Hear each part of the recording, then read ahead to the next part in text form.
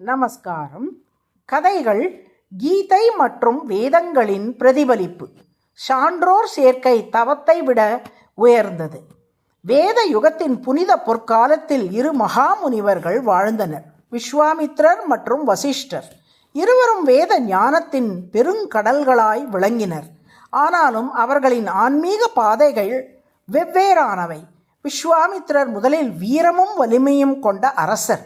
உலக இன்பங்களை துறந்து கடுமையான தவத்தின் மூலம் பரம ஞான நிலையை அடைந்தார்.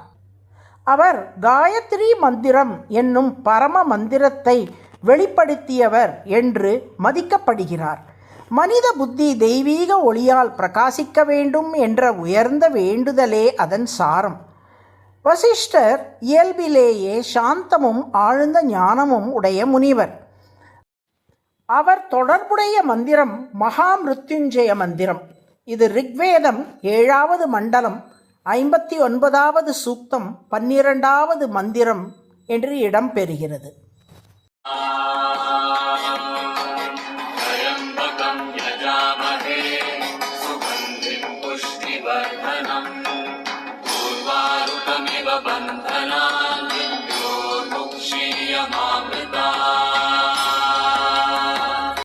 இதன் பொருள் 3 கண்களை உடைய பரமனை கும்பிடுகின்றோம்.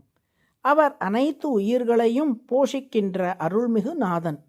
பழுத்த வெள்ளரிக்காய் தண்டிலிருந்து எளிதில் பிரிவது போல் அவர் எங்களை மரணத்திலிருந்தும் உலக பந்தங்களிலிருந்தும் விடுவித்து அமரத்துவ நிலையை அருள்வானாக. ஒரு நாள் இவர்களுக்குள் ஓர் ஆழமான விவாதம் எழுந்தது. உயர்ந்தது எது, கடுமையான தவமா அல்லது சான்றோர் சேர்க்கையா?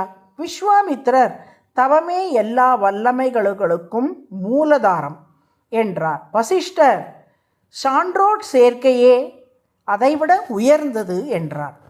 இவ்விவாதத்திற்கு தீர்ப்பு காண அவர்கள் ஆதிசேஷனை அணுகினார்கள்.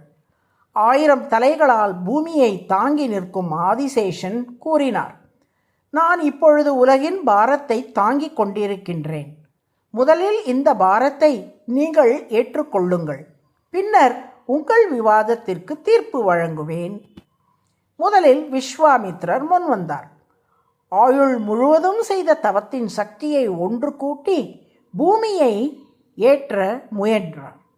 ஆனால் அதன் பருமன் தாங்க முடியாமல் தளர்ந்தார். பின்னர் வசிஷ்டர் முன்வந்தார். அவர் வாழ்நாளில் பெற்ற சான்றோர் சேர்க்கையின் புண்ணிய பலத்தில் ஒரு பகுதியை மட்டுமே சமர்ப்பித்தார்.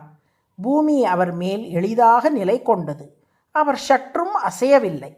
பூமி மீண்டும் ஆதிசேஷனிடம் திரும்பிய பின் விஸ்வாமித்திரர் பணிவுடன் கேட்டார், இப்போது எங்கள் விவாதத்திற்கு தீர்ப்பு என்ன? ஆதிசேஷன் புன்னகையுடன் கூறினார், தீர்ப்பு ஏற்கனவே வழங்கப்பட்டுள்ளது. உலகை தாங்கும் வல்லமை எதுவோ அதுவே உயர்ந்தது. சான்றோர் சேர்க்கையின் சக்தி தவத்தை விட மேலானது. இந்த உண்மையை ரிக்வேதம் 5வது மண்டலம் 51வது சூக்தம் 15வது மந்திரத்தில் தெளிவாக சொல்லுகின்றது. ஸ்வஸ்தி பந்தாமனுசரேம சூர்யா சந்திரமசா விவா புனர்தததாக்ஞதா ஜானதா சங்கமே மஹி. இதன் பொருள், நாம் நலன் மற்றும் உலகநல பாதையில் நடக்க வேண்டும். சூரியனும் சந்திரனும் தங்கள் ஒழுங்கான பாதையில் சீராக சுழலுவது போல் நம் வாழ்க்கையும் கட்டுப்பாடும் ஒழுக்கமும் உடையதாக இருக்க வேண்டும். தர்மம் செய்பவர்களுடனும் தானம் செய்பவர்களுடனும் சேர வேண்டும். அஹிம்சையை பின்பற்றுவோருடனும் யாரையும் காயப்படுத்தாதவரோடும் இணைந்து வாழ வேண்டும். அறிவும் ஞானமும் கொன்ற சான்றோர்களுடன் சங்கமிக்க வேண்டும். இந்த வேத பிரார்த்தனை தெளிவாக சொல்லுகிறது, தவம் தனி நபரை உயர்த்தலாம், ஆனால் சான்றோர் சேர்க்கை மனிதனை நிலைநிறுத்தி உலகையே தாங்கும் வல்லமை அளிக்கும். தவம் ஒருவனை மேம்படுத்தும், சான்றோர் சேர்க்கை உலகை நிலைநிறுத்தும்.